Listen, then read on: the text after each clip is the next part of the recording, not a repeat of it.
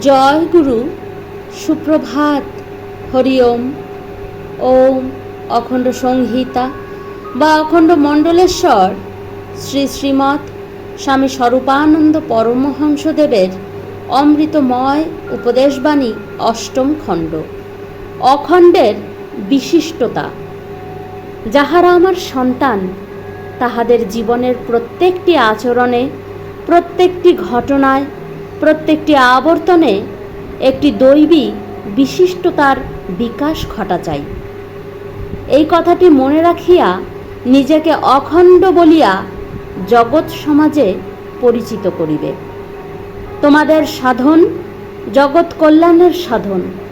তোমাদের আত্মোদ্ধার ও জগতুদ্ধার যুগপথ চলে। একাকী মোক্ষ লাভের লোভ তোমার নহে। একাকী বৈকুণ্ঠ ধামে গমন তোমার প্রার্থনীয় নহে। তুমি আত্মোদ্ধার পরায়ণ হইয়াও জগৎ মঙ্গলকারী, লোক কল্যাণ সাধক হইয়াও আত্মকল্যাণ প্রসারী। স্বার্থ ও পরার্থের, ঐহিকের ও পরমার্থের অপূর্ব সামঞ্জস্যকারী তুমি। তোমার বিশিষ্টতা এইখানেই। হরি ওম।